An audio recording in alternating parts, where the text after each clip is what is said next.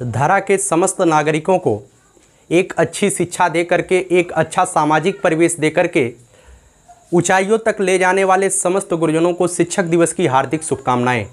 मित्रों, मैं आशा करता हूं हमें और आपको, चाहे जो भी व्यक्ति आपको इस संसार में दिखाई देता है, वह कहीं न कहीं प्रत्यक्ष अथवा परोक्ष रूप से किसी न किसी से कुछ सीखता जरूर है। मैं उम्मीद करता हूं कि जिससे भी आप लोगों ने कुछ भी सीखा है उनका आप सम्मान करेंगे, और सम्मान ही है जो आपको नर योग्य बनाती है, जो आपको इंसान बनाती है। आप इंसान हैं, जानवरों से कुछ इतर हैं। उसका मेन रीज़न यही है कि आपके पास बुद्धि है और आप सम्मान करना जानते हैं। शिक्षकों का सम्मान जरूरी है, और चाहे वो आपके जो शिक्षक हैं वो आपके भाई के रूप में हो सकते हैं, आपके माता पिता के रूप में हो सकते हैं, आपके एक सच्चे मित्र के रूप में हो सकते हैं, और आपको पुस्तकीय ज्ञान देने वाले विद्यालयी शिक्षक हो सकते हैं, और आपको मार्गदर्शन प्रदान करने वाले कुछ भी लोग हो सकते हैं। उन सभी को एक बार पुनः शिक्षक दिवस की हार्दिक शुभकामनाएं। चलिए, आज हम जो है भावी शिक्षक, आप भी भावी शिक्षक हैं, भावी शिक्षकों के लिए एक वीडियो ये जा रहा है। यह वीडियो यूपी टीईटी पर निर्भर है। ठीक है, मैं आपको पहले भी बता चुका हूं कि आप जब बीएड या बीटीसी करेंगे या बीएड कुछ भी आप करेंगे, अगर आप शिक्षक बनना चाहते हैं उत्तर प्रदेश में, तो यूपी टीईटी की एक परीक्षा होती है जिसे पास करना सबके लिए ज़रूरी होता है। कुछ लोगों के मन में ये भ्रम रहता है कि हम किस तरीके से यूपी टीईटी की परीक्षा की तैयारी करें। कुछ लोग हमसे पूछ रहे थे, भैया क्या ये बताइए कि हम अभी से यूपी टीईटी की कोई कोचिंग ज्वाइन कर लें क्या? उसके बारे में भी हम बात करेंगे। आपको सारी चीज़ें इस विथ डिटेल इस वीडियो में मिलेंगी। तो सबसे पहले आपसे एक निवेदन कर सकता हूँ, इसे आप निवेदन ही समझ लीजिए, अपने परिवार के लिए निवेदन मैं ज़रूर कर सकता हूँ कि आप सभी लोग जो भी हमारे इस वीडियो को देख रहे हैं, अगर आपने अभी तक इस चैनल को सब्सक्राइब नहीं किया है तो सब्सक्राइब जरूर कर लीजिएगा, क्योंकि आपका यह चैनल आपके मंजिल तक पहुंचाने का भरसक प्रयास करेगा, और आपको आपके सपने तक पहुंचाने की जिम्मेदारी हमारी है। मैं जितना मेरे अंदर सामर्थ्य है मैं करने का प्रयास करूंगा। तो सब्सक्राइब ज़्यादा से ज़्यादा करिएगा। अगर आप वीडियो को देखते हैं लाइक ज़रूर करिएगा, और पसंद आता है तो अपने मित्रों के साथ शेयर भी ज़रूर करिएगा। चलिए, यूपी टीईटी की बात करें मित्रों, तो आप जो है जब बीएड या बीटीसी कर रहे होंगे और प्रथम वर्ष की परीक्षा आप पास कर चुके होंगे, क्योंकि यह जो कोर्स होता है ये 2 वर्षीय कोर्स होता है। जब आप प्रथम वर्ष की परीक्षा पूर्ण कर चुके होंगे तो आपको जो है बीएड या बीटीसी यूपी टीईटी देने का सर्वस्व अधिकार हो जाता है। आप यूपी टेट दे सकते हैं। यूपी टेट का फुल फॉर्म होता है Uttar Pradesh teacher eligibility test. बिना इस परीक्षा के आप आगे की प्रक्रिया में शामिल नहीं हो सकते हैं। ठीक है, तो यूपी टीईटी का आज हम बात करेंगे प्राथमिक स्तर के लिए। प्राइमरी में आप जब शिक्षक बनना चाहते हैं तो यूपी टीईटी प्राथमिक स्तर में पास होना चाहिए। हालांकि यूपी टीईटी की बात करें तो यह प्राथमिक और जूनियर स्तर दोनों लेवल पे अलग अलग होता है, लेकिन यह वीडियो सेपरेटली प्राथमिक स्तर पर बनाई जा रही है और प्राथमिक स्तर की तैयारी करने वाले समस्त छात्राओं को प्रतिबद्ध है। आइए चलिए हम बात करते हैं यूपी टीईटी के फुल फॉर्म की। बात हमने कर लिया है। यूपी टीईटी में सबसे पहले हम बात करते हैं कितने विषय आपको देखने को मिलेंगे। मित्रों, इसमें 5 सब्जेक्ट आपको देखने को मिलेंगे। इन 5 सब्जेक्ट में सबसे पहले नंबर पे मैंने हिंदी लिखा है। इनमें जो प्रश्नों की संख्या होती है वो 30 होती है, और अंकों की संख्या भी 30 ही होती है। अर्थात मैं आपसे बात करूँ तो एक क्वेश्चन 1 मार्क का होता है। सबसे बड़ा जो भ्रम बच्चों के अंदर रहता है वो रहता है निगेटिव मार्किंग को लेकर के। तो मैं आपको पहले ही स्पष्ट कर देना चाहूँगा कि इसमें जो है निगेटिव मार्किंग नहीं रहती है। क्या नहीं रहती है? निगेटिव मार्किंग नहीं रहती है। ठीक है, आप जितने भी क्वेश्चन आपको आ रहे हैं उसे भी आपको करना है, जो नहीं आ रहे हैं उसमें भी आपको अटेम्प्ट तुक्का लगा देना है। ठीक, आगे बात करते हैं। उसी तरीके से गणित का सब्जेक्ट है। गणित में भी 30 क्वेश्चन 30 मार्क का आता है। आप चाहे गणित विषय कभी पढ़े हैं या नहीं पढ़े हैं, तब भी आपको प्राथमिक स्तर में टीचर बनने के लिए गणित ज्ञान जरूरी होता है। आइए चलिए आगे बात करते हैं। संस्कृत और अंग्रेजी, इसमें से मित्रों एक सब्जेक्ट आपको चयन करना पड़ता है। अगर आपकी अंग्रेजी अच्छी है तो आप अंग्रेजी लीजिएगा, अगर आपकी संस्कृत अच्छी है तो आप संस्कृत ले सकते हैं। ये भी 30 नंबर का था। कुछ लोग पूछेंगे मैं बीएससी किया हूँ, क्या मैं अंग्रेजी लूँगा? बिल्कुल नहीं। प्राथमिक स्तर पे कोई मायने नहीं रखता है कि आपने बीएससी किया है, बीए किया है। इसमें से आपका जो मन कहे इन दोनों सब्जेक्ट में से एक सब्जेक्ट आप चयन कर सकते हैं। इसमें उर्दू भी है। क्या है? उर्दू भी है। आप उर्दू भी सिलेक्ट कर सकते हैं अगर आप उर्दू भाषी हैं। ठीक है, आगे हम बात करते हैं। जो अगला सब्जेक्ट है वो पर्यावरण है। पर्यावरण को जो है इन्वायरमेंटल साइंस कहते हैं, पर्यावरण विज्ञान कहते हैं। जो कि बेहद ही आसान सब्जेक्ट होता है, नॉर्मल होता है। अगर आप कुछ मेहनत करते हैं तो आपको आसानी से समझ में आ जाएगा। ठीक है, आज मैं ओवरऑल पूरे सिलेबस की बात नहीं कर रहा हूं, जब बात करूंगा आगे के वीडियोज में बात करूंगा। इसमें केवल समझिएगा पर्यावरण होता है, और पर्यावरण में आपसे पूछा जाएगा कि विश्व जनसंख्या दिवस कब मनाया जाता है, विश्व ओजोन दिवस कब मनाया जाता है, या उत्तर प्रदेश के प्रथम लोकसभा अध्यक्ष कौन थे, उत्तर प्रदेश के प्रथम विधानसभा अध्यक्ष कौन थे। ऐसी चीज़ें जो है आपको पर्यावरण में देखने को मिल सकती है। अर्थात आपको जो है पर्यावरण में थोड़ा बहुत जीके जीएस की झलक दिखाई पड़ेगी। ठीक है, ये भी 30 क्वेश्चन का आता है, मार्किंग सेम ही होता है। आगे बात करते हैं, जो महत्वपूर्ण सेशन होता है, जो महत्वपूर्ण एक चैप्टर होता है, टॉपिक होता है, एक विषय होता है सब्जेक्ट के रूप में आपके सामने, वो होता है मनोविज्ञान, जिसे हम कहते हैं चाइल्ड डेवलपमेंट, बाल विकास, शिक्षण अधिगम का सिद्धांत, और ओवरऑल अगर इसे कहा जाए तो मनोविज्ञान ही होता है। मनोविज्ञान मित्रों, आप सभी लोग जब बीएड या डीएलएड करने के लिए कॉलेज में जाएंगे तब जो शुरुआत आपकी होगी इसी मनोविज्ञान से होगी कि आप बच्चों को किस तरीके से पढ़ाएंगे। क्योंकि यह जो कोर्स होता है, यह कोर्स कोई पढ़ाई वाला कोर्स नहीं होता है। यह जो कोर्स होता है ये प्रशिक्षण आपको दिया जाता है, एक तरीके से आपको ट्रेनिंग दी जाती है कि आप किस तरीके से आगे के बच्चों के भविष्य का कर्णधार बनेंगे और आगे के देश के निर्माण आप कैसे करेंगे। ठीक है, तो आपको ट्रेनिंग दी जाती है, और उसी ट्रेनिंग में मनोविज्ञान पढ़ाया जाता है बच्चों के मन को समझने के लिए, किस तरीके से आप बच्चों को गाइड करेंगे कि बच्चे बेहतर से बेहतर अपने जीवन में कर पाएँ। ठीक है, तो पांचों सब्जेक्ट को आपने देख लिया कि किस तरीके से 5 सब्जेक्ट आपको देखने को मिलेंगे। ठीक है, ये सभी एकदम सेम मार्क के होते हैं, इसमें कोई समस्या नहीं होगी। अभी हम बुक पर भी आते हैं कि इस बुक का अध्ययन अभी से आपको कर देना चाहिए, जिससे आगे की राह आपकी आसान हो जाए। ठीक है, इसमें जो मित्रों पूर्णांक होता है, आप सभी लोग अवगत हो गए होंगे कि अब जो है 30 पंचे 5 सब्जेक्ट 30-30 नंबर का, तो 150 नंबर का पूर्णांक होता है। मैं आपको बता दूं जो पास मार्क होता है इसका 55 और 60% पासिंग मार्क रखा गया है। ठीक है, अब मैं आपको बता दूं 150 नंबर में जो भी जनरल का कैंडिडेट है उसे 90 नंबर पाना अनिवार्य है। अगर आप 90 नंबर पा जाते हैं तो आप जो है इस परीक्षा को पास कर चुके हैं।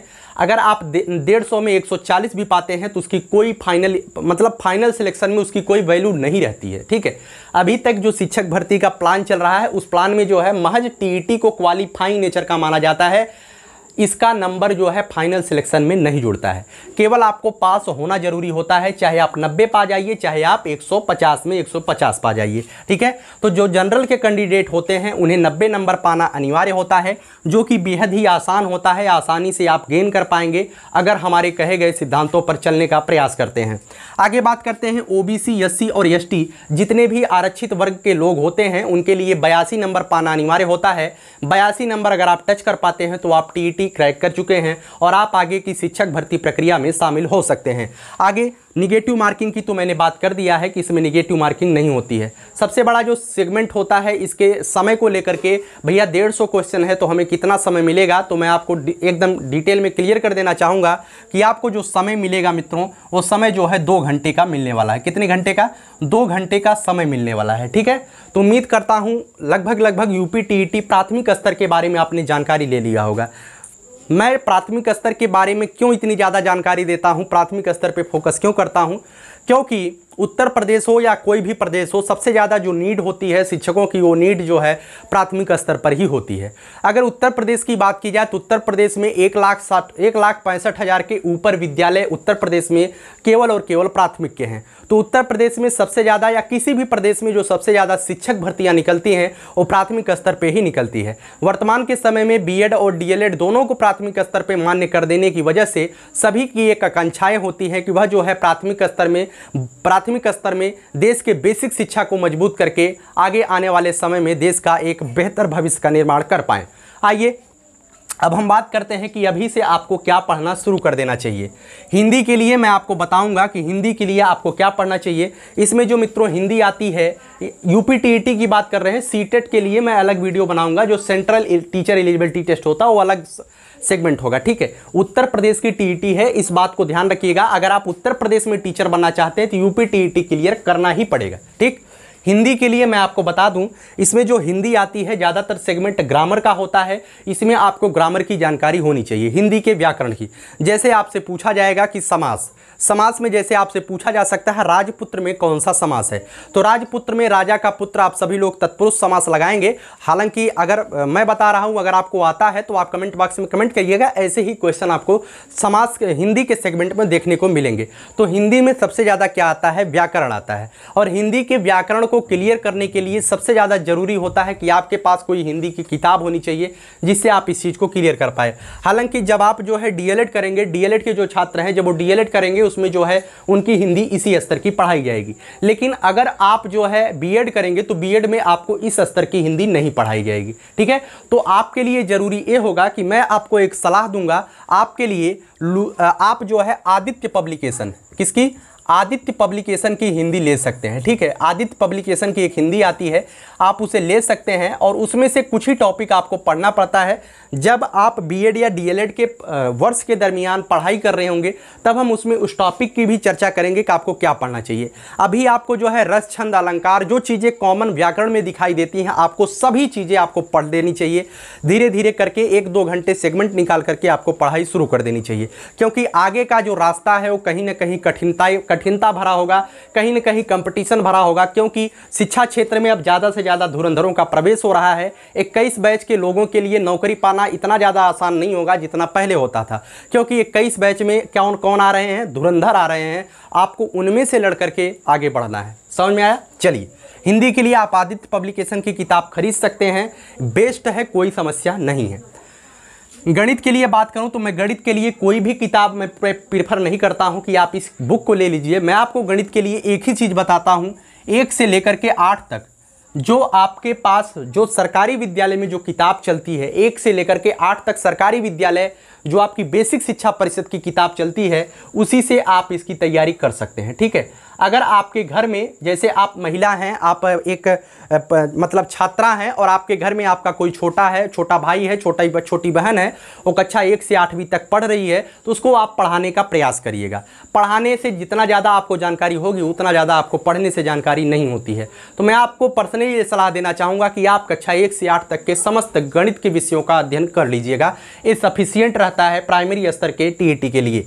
आगे हम बात करते हैं संस्कृत अथवा अंग्रेजी के लिए। इसके लिए भी हम यही सलाह देंगे कि आपको जो है प्राथमिक स्तर से लेकर के जूनियर स्तर तक के, अगर आप संस्कृत विषय को पढ़ना चाहते हैं तो संस्कृत विषय आप इसका अध्ययन करते रहिए। हालांकि संस्कृत विषय में भी इसमें ग्रामेटिकली ज़्यादा पोर्शन रहता है, अर्थात व्याकरण ज़्यादा आता है। ठीक है, चाहे उर्दू की बात करेंगे, उर्दू तो हमें नहीं पता है, लेकिन संस्कृत और अंग्रेजी की बात करूँ तो ग्रामर वाला पोर्शन ज़्यादा आता है। इसके लिए भी हम आपको यही सलाह देंगे, 1 से 8 तक के जो भी ग्रामेटिकली बुक आती है उसे आप पढ़ना शुरू कर दीजिए। ठीक है, अगर आपको संस्कृत लेना है तो संस्कृत के व्याकरण की पढ़ाई करिए, अगर आपको अंग्रेजी लेना है तो अंग्रेजी के व्याकरण की पढ़ाई करिए। संस्कृत में आपको क्या पढ़ना है, जैसे आप रूप याद कर लीजिए, आप रूप याद कर लीजिए, चाहे वो धातु रूप हो चाहे वो शब्द रूप है। संस्कृत में भी समास पूछा जाता है, उसे भी थोड़ा बहुत देखते रहिए। संस्कृत में आपसे जो है हर तरीके के सवाल पूछे जाते हैं, उसे भी आप देखते रहिएगा। और मैं आपको एक सलाह देना चाहूँगा, अगर आप हमारे इस सलाह को मानते हैं तो आप जो है यूथ कंपटीशन का एक यूपीटीईटी के प्रीवियस ईयर का पेपर ले लीजिए। ठीक है, 2011 से लेकर के आज तक जितने भी पेपर हुए हैं उन पेपर को आपके पास होना चाहिए, यूपीटीईटी के प्रीवियस ईयर का पेपर। उन पेपरों को देखने के बाद आपके दिमाग में ये चीज़ खुल जाएगी कि यूपीटीईटी में क्या क्या आता है। हालांकि मैं आगे प्रयास करूंगा कि आपको 2-1 पेपर दिखाया जाए जिससे आपके मन के ये शंका दूर हो जाए कि यूपीटीईटी पहाड़ होता है। ठीक है, यूपीटीईटी पहाड़ नहीं है, आपके सामने कुछ भी नहीं है। यूपीटीईटी मैं आपके सामने कभी डिस्कस करूँगा। ठीक है, आगे बात करते हैं पर्यावरण के बारे में। थोड़ी सी गर्मी हो रही है जिसकी वजह से बोलने में समस्या होती है, लेकिन फिर भी मैं वीडियो जरूर बनाता हूँ, ये मेरा शौक है। ठीक है, पर्यावरण की बात करूँ तो पर्यावरण में जो है 30 नंबर का क्वेश्चन पूछा जाएगा। और पर्यावरण के लिए मैं आपको स्पष्ट कर देना चाहूँगा, इसमें भी आपको 1 से लेकर के 8 तक, 1 से लेकर के 8 तक, ठीक है, जो शिक्षा निदेशालय बेसिक शिक्षा परिषद की जो किताब होती है, भूगोल की किताब होती है, ज्योग्राफी की किताब होती है। अब मैं बता दूं, जैसे कि हिस्ट्री तो आप में नहीं पूछा जाएगा, लेकिन अगर आप जूनियर की परीक्षा देंगे तो उसमें हिस्ट्री पूछी जाएगी। यहाँ पर जो है 1 से 8 तक के समस्त जो भी जीएस के पोर्शन के किताब होते हैं आप उसका अध्ययन कर सकते हैं। लेकिन आपको अभी मैं क्यों नहीं कर रहा हूँ, या पार्टिकुलर किताब क्यों नहीं बता रहा हूँ। पार्टिकुलर किताब आता है, इतनी मोटी आती है, उसे आप रट लेंगे तो आपका काम हो जाएगा, यूपीटीटी में आप आसानी से क्रैक कर पाएंगे। लेकिन अभी आपके पास समय है तो आपको एक विस्तृत ज्ञान होना आवश्यक होना चाहिए। जब समय नहीं रहता है तो आप अपना माथा पीटते हैं कि हमने कभी कहाँ से पढ़ लिया होता तो आज ये स्थिति नहीं होती। तो अभी आपके पास समय है, आप प्रशिक्षण के लिए कूच कर रहे हैं, तो आपको ये चीज़ें विस्तृत तरीके से पढ़ लेनी चाहिए, क्योंकि आप शिक्षक बनने जा रहे हैं 1 से 8 तक। तो बेसिक शिक्षा परिषद की सभी किताबें आपको याद होनी चाहिए। याद होने का मतलब ये नहीं है कि आप बच्चों की तरह रटिए, एक बार तो जरूर उसे देख लीजिएगा, ठीक है। उसके बाद हम बात करते हैं मनोविज्ञान की। तो मित्रों, ये जो मनोविज्ञान का सेगमेंट है, मैं आपको यही बताऊंगा कि अगर आप लोग बीएड या डीएलएड करेंगे और उसके दरमियान आप ईमानदारी से अपने प्रशिक्षण को कंप्लीट करते हैं, तो हम आपको ये विश्वास दिलाना चाहते हैं कि 30 नंबर में से 30 नंबर आपका कहीं नहीं गया है। 30 नंबर में से 30 नंबर आपका है, ठीक है। हालांकि आगे आने वाले समय में मैं इसी सेगमेंट को ज़्यादा उठाऊंगा ऊपर, क्योंकि मनोविज्ञान एक ऐसा सब्जेक्ट होता है, मैंने यूट्यूब पर देखा है कि मनोविज्ञान को लोग जो है बहुत ही क्या कहते हैं, इसे बहुत बड़े लेवल पे उठा देते हैं, मनोविज्ञान हवा बना देते हैं। लेकिन इसी मनोविज्ञान के सेगमेंट को आगे मैं सरल आसानी से आपके अपने भाई की तरह, आपके अपने समाज से जुड़े हुए व्यक्ति की तरह बिल्कुल देसी अंदाज में आपको पढ़ाने वाला हूं। मनोविज्ञान आपके लिए कुछ भी नहीं रहेगा, इसी सेगमेंट को मैं ऊपर उठाऊंगा। हालांकि ऊपर वाले भी सेगमेंट को ऊपर मैं उठाने का प्रयास करूंगा। अगर मैं अकेले काम करूंगा तो इसी सेगमेंट को ऊपर उठाऊंगा, 2-1 सेगमेंट और ले सकता हूं, ठीक है। लेकिन आपको कुशल मार्गदर्शन मैं जरूर दूंगा, ठीक है। मनोविज्ञान आप ईमानदारी से मेहनत करते हैं तो आपके लिए कुछ नहीं रहेगा। 1 साल, पहले साल अगर आप प्रशिक्षण लेते हैं, उस साल अगर आप ईमानदारी से थोड़ा बहुत भी मेहनत करते हैं तो मनोविज्ञान में 30 में 25 प्लस आप करके आएंगे, ठीक है। तो यूपीटीईटी के बारे में जितनी जानकारी हो सकती थी मैंने आपको बताने का प्रयास किया है। और एक बार पुनः शिक्षक दिवस की हार्दिक शुभकामनाओं के साथ इस वीडियो को समाप्त करना चाहूँगा। लेकिन एक बार पुनः मैं आपको बताना चाहूँगा, यह यूपीटीईटी का एक सेगमेंट था। यूपीटीईटी आपको अगर नहीं आता था तो आप इसे देख लिए होंगे वीडियो, आपको समझ में आ गया होगा कि यूपीटीईटी होता क्या है। और इसी के बाद जो है सहायक अध्यापक पात्रता लिखित परीक्षा का जो सेगमेंट होता है उसके बारे में भी हम कभी बात करेंगे। इसमें 5 सब्जेक्ट होते हैं, सभी चीज़ों के ओवरऑल मैंने डिस्कशन किया है। इसी के बाद आप जो है एक शिक्षक बन करके देश समाज सेवा कर सकते हैं और अपने परिवार का नाम रोशन कर सकते हैं, ठीक है, और अपनी ज़रूरतों को भी पूरा कर सकते हैं। उम्मीद करता हूँ वीडियो अच्छी लगी होगी। अगर वीडियो अच्छी लगी है तो वीडियो को लाइक ज़रूर करिएगा। चैनल पे पहली बार आते हैं तो चैनल को सब्सक्राइब ज़रूर करिएगा और अपने दोस्तों तक इसे आप शेयर कर सकते हैं, जिससे एक कुशल मार्गदर्शन आपके दोस्तों को भी मिल पाए। क्योंकि YouTube पर जो है बहुत बड़ा YouTube का एक सागर है, यहाँ पे आप खोजते रहेंगे दिन भर में यूपीटीईटी के बारे में आपको अनेकों वीडियो मिल जाएंगे। लेकिन यूपीटीईटी के वीडियो को देखने से ज़्यादा ज़रूरी होता है आपके दिमाग में ऐसी चीज़ें सेट की जाएं, आपके दिमाग में एक ऐसी सकारात्मक ऊर्जा का प्रवाह किया जाए जिससे आपके लिए यूपीटीईटी कुछ न दिखाई पड़े। मित्रों, पढ़ाई तो सभी लोग करते हैं, लेकिन पढ़ाई के साथ साथ सकारात्मकता आपके लिए बहुत ही ज़्यादा ज़रूरी होती है, जिससे आप अपने जीवन में सफलता की राह को सुनिश्चित कर पाएँ, ठीक है। तो इस वीडियो को इसी के साथ समाप्त करते हैं। हमने पूरी कोशिश की है कि आपको अच्छे से समझाया जाए, आपको अच्छे से मार्गदर्शन दिया जाए। बहुत बहुत धन्यवाद।